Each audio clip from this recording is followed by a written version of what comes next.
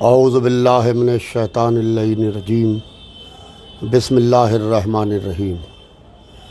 حضرات السلام علیکم۔ میں نہ چاہتے ہوئے بھی اپنا یہ بیان آپ حضرات تک پہنچانے کی جسارت کر رہا ہوں۔ میں نے اپنے والد کے انتقال کے بعد سے اس بات کی کوشش کی کہ ملت میں اختلاف نہ ہو۔ میں نے سارے جھگڑوں کو کوشش کی ختم کرنے کی، اور میں نے آگے بڑھ کے سب کی طرف دوستی کا ہاتھ بڑھایا، چاہے ملک ہو، چاہے بیرون ملک ہو، چاہے گاؤں ہو، چاہے بستی ہو، چاہے کوئی شہر ہو، ہر جگہ میں نے اپنے کو مومنین کی، علماء کی خوشی و غم میں اپنے کو پہنچایا۔ مگر بڑے افسوس کی بات ہے کہ ادھر کافی عرصے سے مولوی کلب جواد جس طریقے سے حرکتیں کر رہے ہیں اور جس طریقے سے ہمارے خانوادے کو لے کر وہ اور ان کے گھر والے شیعہ کالج جو قومی ادارہ ہے، 100 برس پرانا ادارہ ہے، اس ادارے کو لے کر پوری طریقے سے غلط پروپیگنڈے کر رہے ہیں، جس کی میں بھرپور طریقے سے مذمت کرتا ہوں۔ وہ جھوٹے و بے بنیاد پروپیگنڈے کہ شیعہ کالج کے اندر ہم نے اپنی بھابھیوں کے سلیکشن کر لیے، شیعہ کالج میں سلیکشنز کمیٹی بھی ہو چکی ہے، شیعہ کالج میں پروموشن کمیٹی بھی ہو چکی ہے۔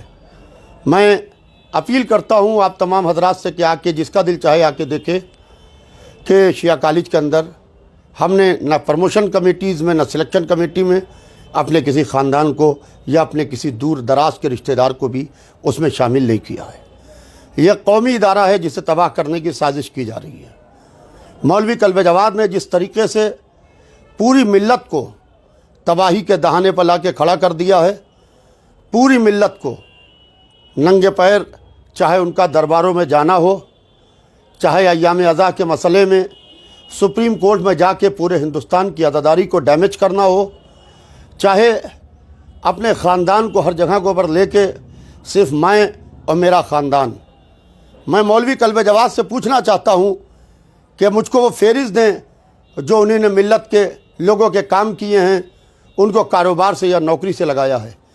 میں بھی دیتا ہوں، آپ بھی دیجئے، میرے سامنے آئیے، آنکھوں میں آنکھیں ڈال کے بات کیجئے۔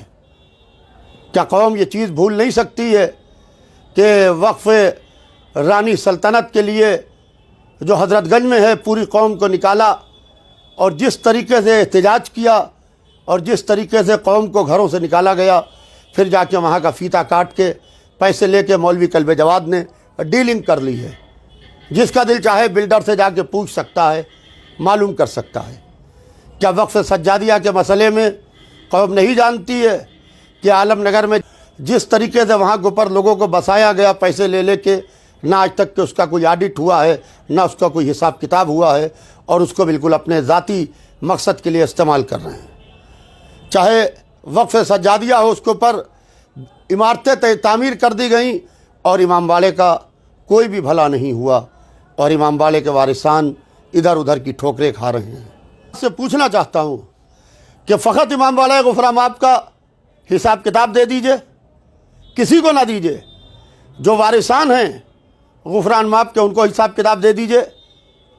میں حق دوائے آپ بیٹھے ہوئے ہیں، فرق کی بات پڑھتے ہیں۔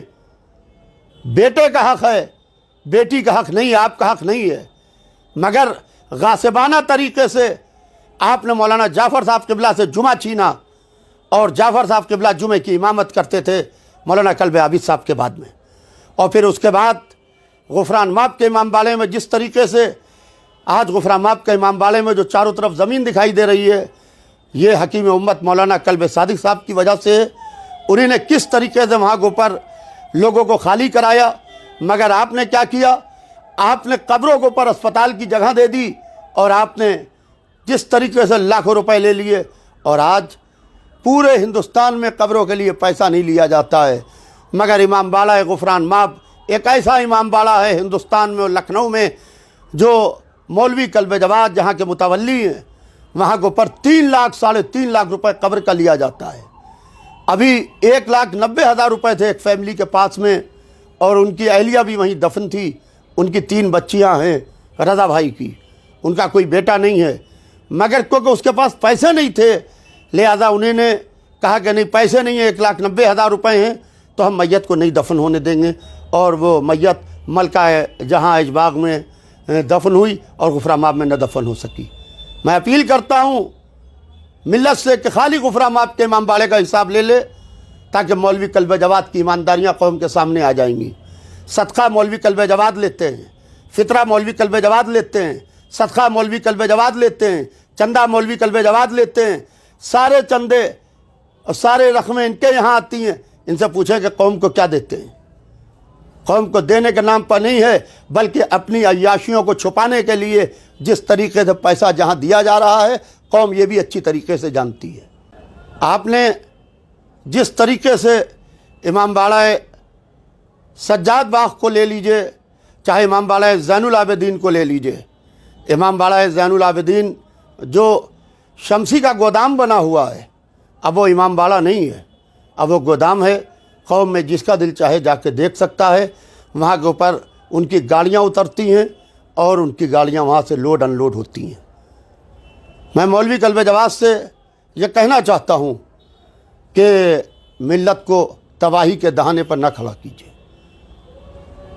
कोशिश कीजिए कि हमारी छोटी सी मिल्लत है, इसको किस तरीके से इसका अपलिफ्टमेंट किया जाए, इसको किस तरीके से उठाया जाए। आपने जिस तरीके से बुज़ुर्गों की तौहीन की, चाहे वो मौलाना जाफ़र साहब क़िबला हों, उनकी FIR करा के उनको गिरफ़्तारी के लिए उनके घर तक पुलिस भेजी, चाहे वो आयतुल्लाह हमीदुल हसन साहब हों जिनकी बेइज्जती करने में आपने कोई कसर नहीं छोड़ी, चाहे आपके अम्मे मोहतरम हकीम उम्मत डॉक्टर कल्बे सादिक साहब हों, अगर वो CA और NRC के मामले में आके खड़े हो गए तो आपने जुमे के खुतबे में उनके ख़िलाफ़ ज़बरदस्त तरीके से खुतबा दे डाला। चाहे वो मेरे वालिद ख़तीब अकबर मौलाना अतर साहब हों, चाहे वो अली जनाब मौलाना जाहिद अहमद रिजवी साहब हों, हर एक की तौहीन करने की पूरी कोशिश की। जो आपके साथ नहीं है वो गलत है और जो साथ है वो सही है। ये पॉलिसी नहीं चलेगी। हम आज़ाद मुल्क में रहते हैं और आज़ाद हिंदुस्तान के अंदर हम चाहते हैं हमारी मिल्लत की इस्लाह हो। मैं आपको चैलेंज देता हूँ कि आएँ और अपना ब्यौरा पेश करें कि आपने मिल्लत के लिए क्या किया है।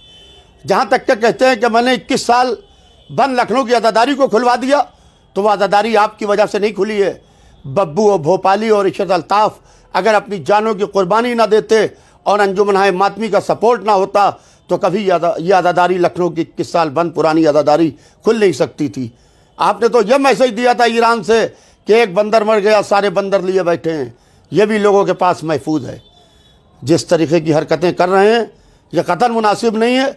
लिहाजा तकरीर का जवाब तकरीर से दिया जाएगा, तहरीर का जवाब तहरीर से दिया जाएगा, जलसे का जवाब जलसे से दिया जाएगा। हर तरीके से जवाब देने के लिए पूरी तरीके से मैं तन्हा काफ़ी हूँ, इसलिए कि मैंने चाहा कि अपने वालिद के इंतकाल के बाद मिल्लत दोराहे पर न खड़ी हो और मैंने सारी लड़ाइयों को बंद कर दिया। अगर से आप लड़ाइयों को शुरू करना चाहते हैं तो मैं पूरी तरीके से तैयार हूँ। फ़कत वस्सलाम।